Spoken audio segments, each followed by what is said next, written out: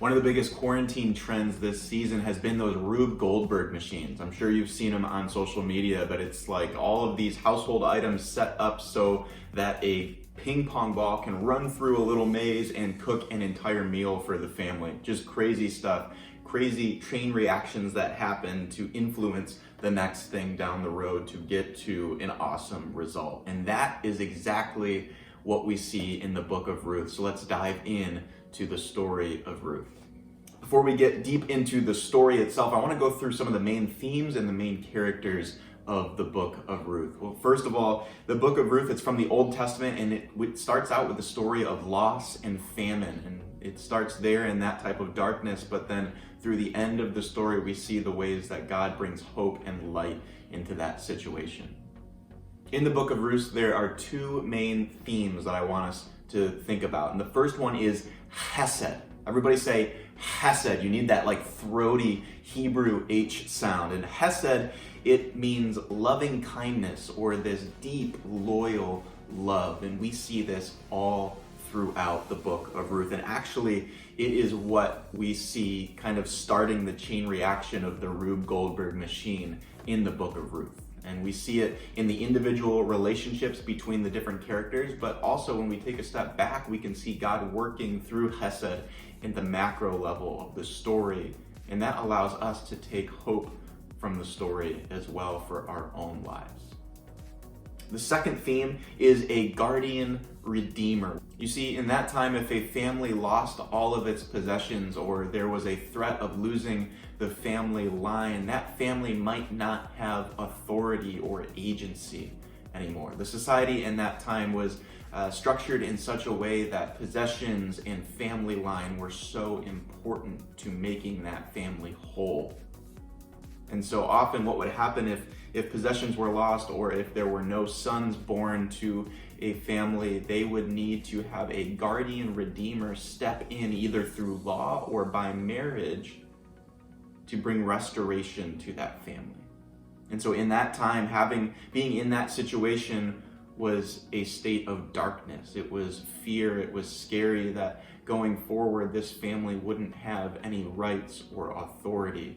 And so they needed somebody to step in and bring restoration to that darkness, to bring hope and light into the darkness that they were experiencing. And we see that in the story, very similar to Hesed. We see that in the individual, but we also see that working as God is our guardian redeemer. So we'll touch more on that in a little bit.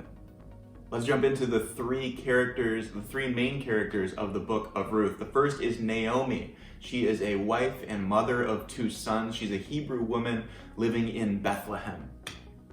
The second main character is Ruth. She eventually marries one of Naomi's sons, and she is not a Hebrew, she is a Moabite woman. So she is a different nationality, ethnicity than Naomi, which comes into play a little bit. And finally, we have Boaz, who is the distant relative of Naomi's husband, and he actually plays as the guardian redeemer in this story. He is also a Hebrew, and his role in this story is significant in bringing some of the hope and light into the story. Well, let's jump into the story. And again, I want to remind you to be thinking as you're reading through it in your own time and as you're hearing the story right now, to be thinking about that Rube Goldberg machine type chain reaction. That one person's Hesed starts off a chain reaction that God uses to bring restoration to this family. Right off the bat, we meet Naomi and her family, and we are realizing that they are in a famine. They are in deep darkness. And so what they do in order to survive the famine, they leave Bethlehem and they go to a different country called Moab. While they're there, Naomi's husband passes away. Soon after that, the sons get married to two Moabite women, one of them being Ruth, and shortly after that, both sons pass away. And so you can imagine the grief and the horror that Naomi is living in. Not only is she in a foreign land, but her entire family has died, her husband and her two sons. And so she is left with Ruth and Orpah, the other daughter-in-law. And Naomi basically says, you guys do not need to stay with me. I'm going to go back to Bethlehem, to my home country, and try to scrape together a life there. She knew that because her sons had died, because her husband had died, that her family line might not have agency or any societal value anymore.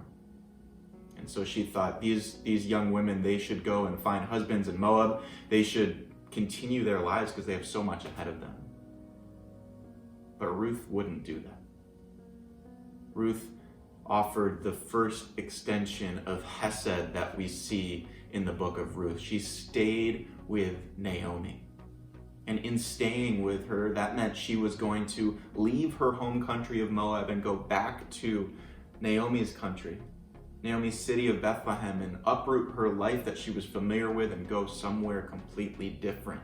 But it was that moment of Hesed, that loving kindness, that loyal love, that sets the chain reaction for the rest of the story. And so Naomi and Ruth head back to Bethlehem, and they get there and they don't have anything. They have no possessions. They have no societal value. And so Ruth immediately starts to get to work. She starts to try to provide for Naomi and herself, and she finds herself in the fields owned by a man named Boaz. Boaz noticed that Ruth was caring deeply with a deep type of Hesed for Naomi. And knowing that he was related to Naomi, this struck him as really inspiring. And so because of the Hesed that he saw from Ruth, Boaz allowed Ruth to work in his fields to take extra grain home for Ruth and Naomi. And so they were able to start to establish this life together. They were start to build up their resources so that they could have some sort of societal value between Ruth and Naomi. And as the story goes on, we still feel the tension that there needs to be some sort of guardian redeemer in the story to restore the family of Ruth and Naomi.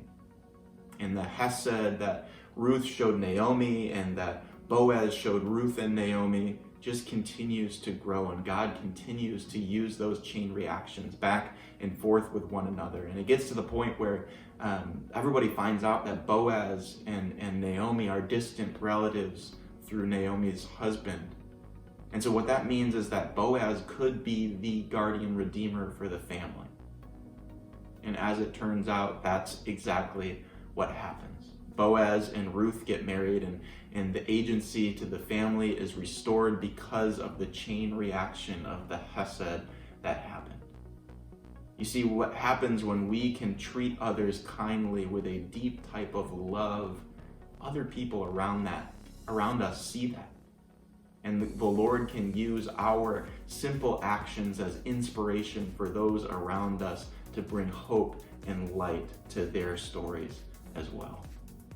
So when we peel back and we look at the full story of Ruth, we see what started in death and destruction and famine and darkness ends with restoration. Not only is their agency brought back to the family, but Ruth and Boaz, they have a son.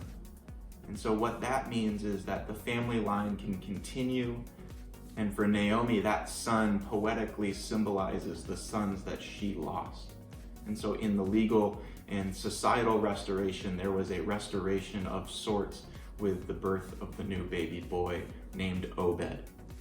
The book of Ruth closes out with a genealogy. And so what that shows us as we pull back and take a look at the full picture there is that Obed, the son of Ruth, that was a part of the restoration of this family when the family line was not going to continue, the guardian redeemer stepped in and they had a son named Obed. He is the grandfather of King David, which shows us that Obed is in the line of Jesus.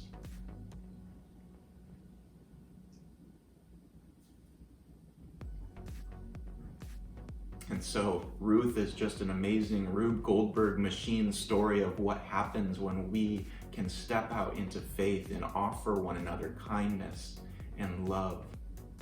And watching the Lord use that as a chain reaction to set off more and more love and hope to those around us.